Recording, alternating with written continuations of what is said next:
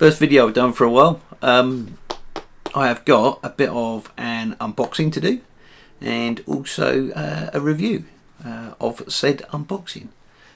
This will be no surprise what's in this little package if you've seen the title of the video. It's the latest cycle computer, head unit, whatever you want to call it, from Coospo, Chinese company who make such devices as a competitor to Garmin and Wahoo and Hammerhead and all the other people, and they make some quite. If you've seen my other review, I did a review of their BC107 unit probably a couple of years ago now. I was quite impressed. It wasn't fully featured, didn't have navigation on it, but it had all the other features you'd really want from a head unit.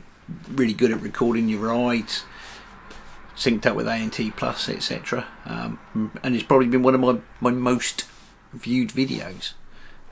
And Coospo got in contact with me a few weeks ago and said, we've got a new unit coming out, would you like to review it and do another video for your channel? So I thought, yeah, why not? If they want to send me a unit to review, I'll do that. So here it is, said unit. So what's in the box?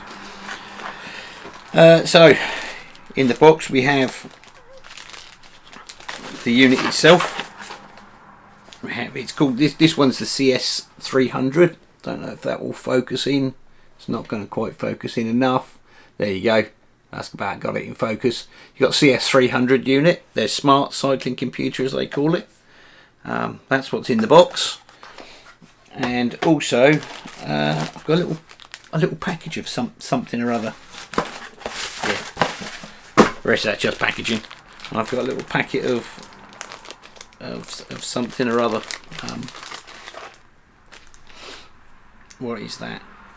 That's some sort of flexible, I don't know, wristband, elastic band of some sort. Coospo, all about passion, anniversary since 2014. Oh, I guess they're a 10-year-old company now, so they've done something there. I've got, I don't know, what looks to be stickers of some description. And what's this? Looks like, oh, a snood. Always, no cyclist has ever got enough of these, as far as I'm aware. Again, looks like it's some sort of anniversary edition. Whether that's something that everybody gets or not, I don't know. Only Coospo could tell you that. I've got a lot of colours on it though. Look at that. That is a nice bunch of colours. Yeah, it's got their anniversary logo on it. So, okay, so let's open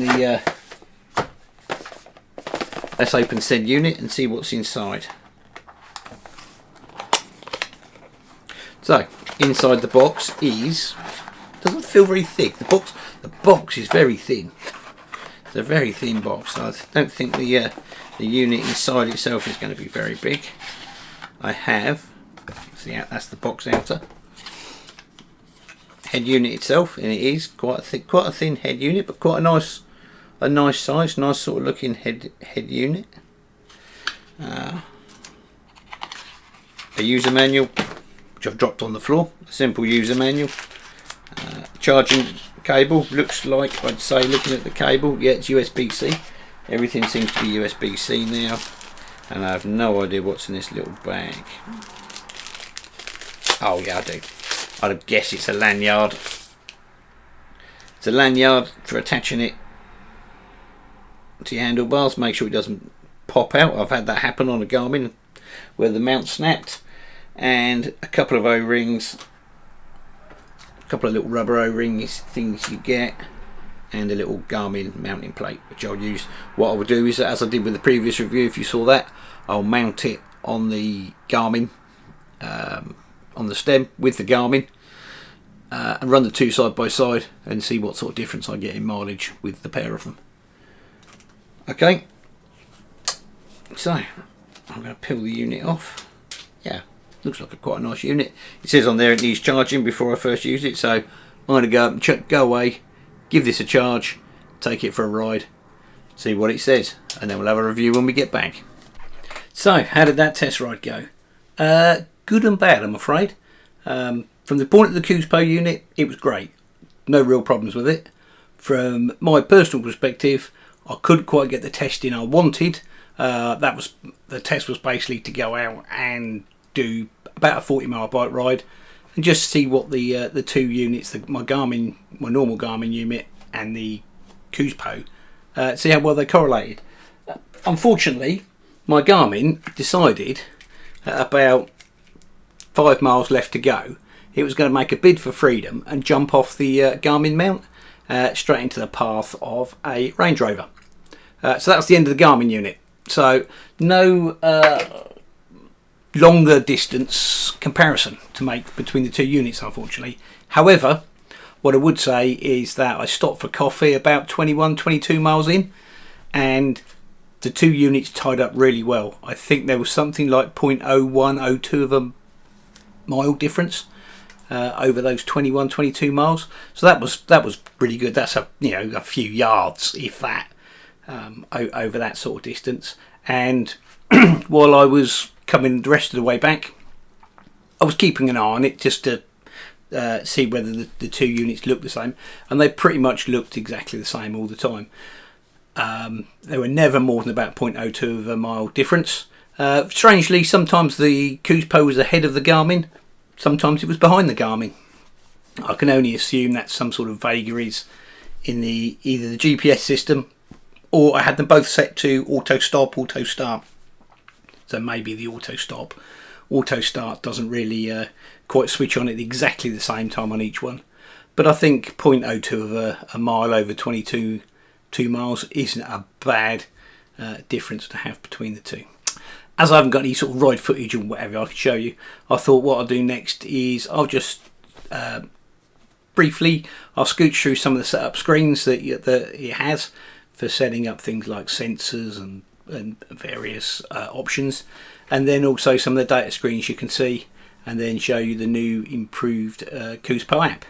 So we'll go off now and have a look at that. Okay, so here we have we'll have a short run through of some of the features on the head unit, and also how we do some of the setup, etc. So firstly, everything is switched on by this button here. This is not a touchscreen device, so everything's operated by on-off button here and two function buttons along the bottom there. So okay, the device is on. It's a nice clear screen. It's one thing I would say about this. I think being monochrome, it's a really good nice clear screen. Oops, that's gone off. There we go. So that keeps the screen on.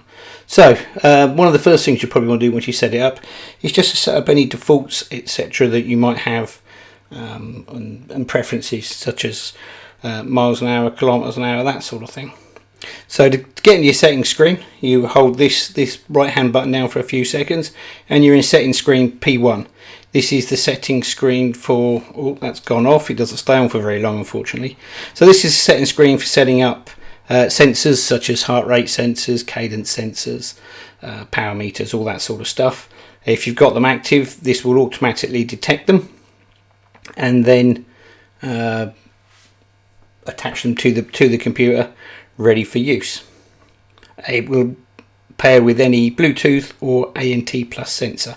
Unfortunately, I haven't got any sensors that I can use with it. All my sensors are paired up with my Garmin equipment at the moment, so I haven't tested any, and Coospo didn't send me any to try.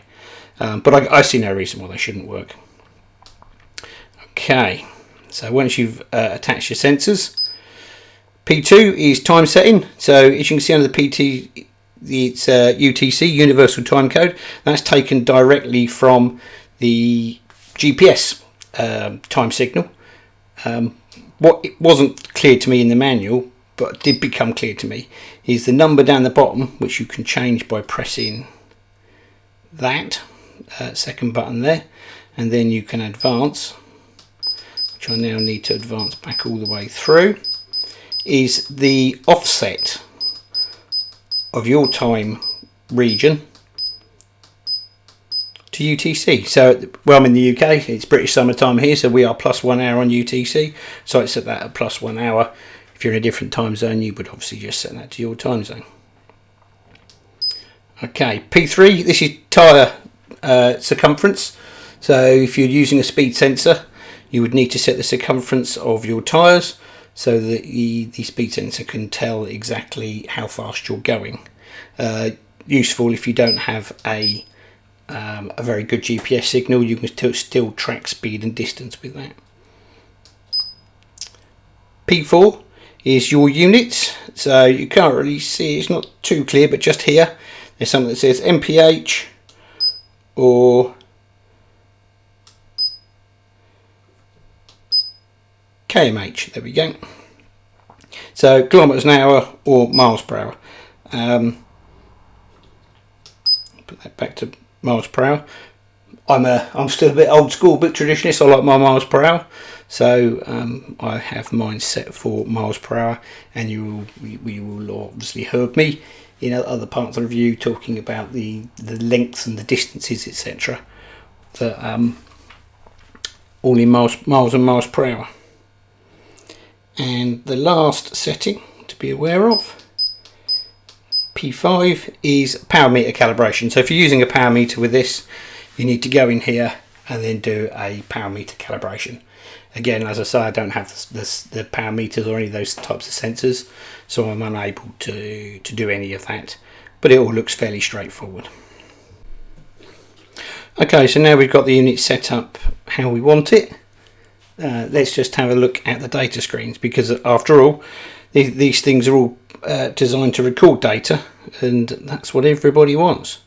So we'll just power the device up. So there are 5 data screens that you can scroll through. They're scrolled through with the right hand function button here. So this is the first data screen, which shows speed, time, distance, gradient and current altitude. It's gone off. Data screen 2 shows input from any sensors you've got: heart rate, power, cadence, speed, all those sort of sensors, if they are there. So that shows speed, power, cadence, heart rate and the current ascent, or the amount of climbing you've done on a ride so far. Page 3 is somewhat of a summary page. It shows average speed, the current time, the average altitude, the average gradient and the distance in the ride so far. Screen 4 shows max speed, time, calories burned, temperature, current temperature, and odometer distance for the unit since it was first started. And lastly, the final screen, screen 5. Now screen 5 is only available if you activate it from the app, but once you've activated it from the free app, this will then show you speed, time, distance, gradient and odometer again. So there's quite a lot of data there. It shows you all the normal stuff that everybody else, shows you, all the Garmin's and Wahoo's, etc. It does a few other things. It would show you the maximum and minimum altitude that you were at during your ride at times if you want. It would give you slope percentage. Here's another thing it will also do. And it will also give you average and maximum slope percentages as well. All this stuff is customizable from the Coospo app, and I'll go through the app sort of briefly as well in just a second. Okay, so as we mentioned a little earlier, the Coospo unit, or all Coospo units, come with their own app called Coospo Ride, and this is where you can analyse some of your data, set your activities to sync with Strava, and all sorts of other stuff. So once you've got the app installed, it's available for Android and iOS. It's just a case of pairing your unit with the app in the software, which is very easy to do. It takes you through that in a couple of very simple steps. And then when you load the app up, you get any rides downloaded from your device onto the app here. So you can see this is the test ride we did yesterday. So there's a test ride here. Shows where I've been, shows where I stopped it and then forgot to restart it, hence a straight line there. And then gives you some basic activity data, time, distance travelled, speed, that sort of stuff. You give a chart, with altitude, speed, gradients, temperatures, some time as well. Again, lots of charts, lots of data, all the sort of stuff you'd expect to see with any other top line GPS device. There's also the possibility here to use the phone and the app as a tracking device. So if you haven't got your head unit but you have your phone, you can use your phone as a tracking device instead. I have blurred this out deliberately here because it shows my home location because it's using my current GPS, so it's blurred out there for a reason. But you would normally see quite a detailed map there, and that would be available for you to use as a track. The last one is devices. So here you have any devices that are connected. Now this one currently shows that the head unit is disconnected, so I will switch it on and wait for it to connect. There we are, it's connected now. So here, once it's connected, you have lots of settings. You've got data sync, firmware update, you can add sensors in here. You've got page, as I mentioned earlier, you've got page settings. So you've got all your different pages. You can go into each page. Sorry, page settings, pages and fields. You can switch on and off various displays for each page, so you can customize those to your heart's content. You've got some auto function settings, so you can have auto lapse on and off, page turning, it can be manual. You've got auto pause here, so lots of setup done through the app. And then there's an all settings function here that's got all the other things you might want to set. Oops, I've just hit the wrong button there. So all of that stuff there is ready to go. When you're in your app here, you've got lots of this is your user information, stuff about you, that sort of thing. When you're in activity, there you go, as we said. Now we tried this with an old iOS device, and I didn't get the map. So here we can see the map, etc. On my old iOS device, I could not see a map. So I don't know whether that's a fault of the app or a fault of the fact that I've got a very old iOS phone kicking around that I haven't used for a long time. I've not been an Apple user for many years. But if you've got an Android, it will definitely work. My guess is it probably works on newer iPhones and Apple devices. So that's a very brief sort of summary of what the app can do for you. So as you can see from that last segment, the unit does quite a bit. It's got a lot of data it will gather. It will pair with lots of sensors if you want it. All sorts of really good stuff. So I guess the $64,000 question is, would I recommend it? And I think I would. Forget the fact that it was given to me and I'm probably going to pass it on to somebody else. I would definitely recommend it, on the proviso you're not looking for a unit that will do navigation. As I've said previously, the unit doesn't do navigation. The previous unit doesn't do navigation. I believe Coospo are working on a navigation unit, but don't hold me to that. But if you're looking for a fairly cheap unit, they're on Amazon for about 65-70 quid, something like that. You get a lot for your money. I can't see you're not going to get any value for money out of that. Give it a go. If you just ride local, you want to record where you've been, but you're not too worried about knowing where you've got to go. I don't think you can really you can beat it for value for money, if I'm honest. As always, there's some links for this stuff down below. You can buy the stuff directly through Coospo's website, or you can buy it through Amazon. I've put a couple of links down below to Amazon in the UK and Amazon also in the US. If you're looking to buy the unit, I will get a little bit of commission from that if you click on that link and go forward and buy. So if you feel like helping me out, please do. That's it. So I think if I was to give it stars, 4.5 out of 5 stars. You know, it's almost there. Add navigation in, get a couple of those little wrinkles in the app sorted out, and I think you've really got a very, very capable unit to rival some of the big name units. If it had navigation, I wouldn't even bother ordering a replacement for my defunct Garmin. I would that would go straight in the bin, and I'd use the Coospo one. But I do need a unit with navigation on it, so I can't be without that, unfortunately. But if there was a navigation unit, I'd definitely go for one of those. So that's it. Until the next video, I'll see you out on the road.